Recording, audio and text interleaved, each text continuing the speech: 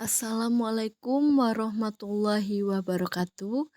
Perkenalkan nama saya Eksa Artita, NIM A1E11975, kelas R003. Nah, di sini saya akan menjelaskan apa itu manajemen, organisasi, dan administrasi. Manajemen menurut Terry merupakan suatu proses khas yang terdiri dari tindakan-tindakan, perencanaan, pengorganisasian, pergerakan, dan pengendalian yang dilakukan untuk menentukan serta mencapai sasaran yang dibentuk melalui pemanfaatan sumber daya manusia dan sumber daya lainnya. Yang kedua ada organisasi, adalah merupakan suatu wadah kerja sama antara semua anggota yang terlibat untuk mencapai tujuan bersama. Yang ketiga ada administrasi, adalah segenap proses penyelenggaraan dalam setiap usaha kerjasama kelompok manusia untuk mencapai tujuan tertentu. Selanjutnya ada prosedur penyusunan program BK komprehensif. Yang pertama ada rasional, yang kedua ada dasar hukum, yang ketiga ada visi dan misi, yang keempat ada deskripsi kebutuhan, yang kelima ada tujuan, yang keenam menentukan komponen program, yang ketujuh ada bidang layanan, yang terakhir ada rencana operasional atau action plan. Yang selanjutnya yaitu tentang kriteria penilai keberhasilan perencanaan program BK. Meliputi 3, yaitu yang pertama ada komponen, indikator, dan kriteria.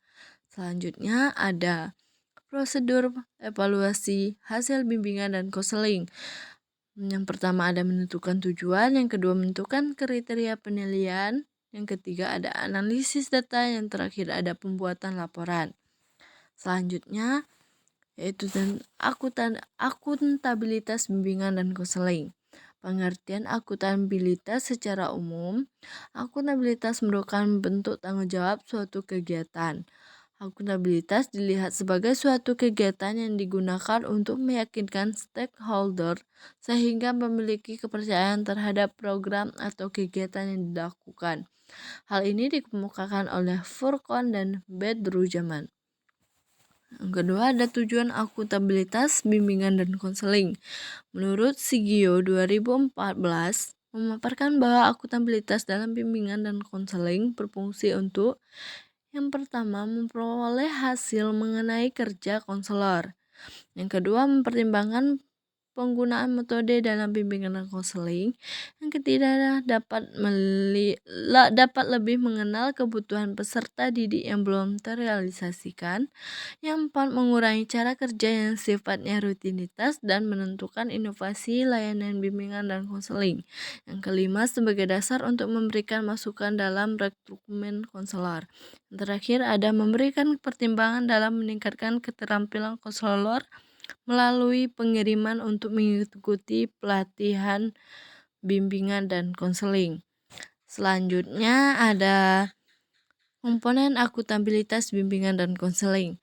Menurut Furqon dan Badrul-Jaman 2014 memaparkan bahwa akuntabilitas merupakan suatu keadaan dinamis yang dipengaruhi oleh komponen-komponen yang dipandang sebagai indikator yang menjadi dasar untuk mengukur akuntabilitas. Komponen akuntabilitas adalah pertama ada menerima tanggung jawab, yang kedua ada komunikasi, yang ketiga ada penjelasan kepada stakeholder, yang keempat ada umpan timbal balik, yang terakhir ada perbaikan program. Nah, selanjutnya yaitu tentang rancangan anggaran dasar. Rencana anggaran untuk mendukung implementasi program layanan bimbingan dan konseling yang disusun secara realistik dan dapat dipertanggungjawabkan secara transparan. Rencana biaya dapat memuat kebutuhan biaya operasional layanan bimbingan dan konseling dan juga program profesi bimbingan dan konseling. Selanjutnya ada himpunan data siswa. Himpunan data yang dimaksud untuk menghimpun seluruh data dan keterangan yang berkaitan dengan siswa. Isi dari himpunan data dapat dipergunakan untuk perkembangan siswa itu sendiri. Nah, sekian saja penjelasan dari saya. Saya akhiri, terima kasih.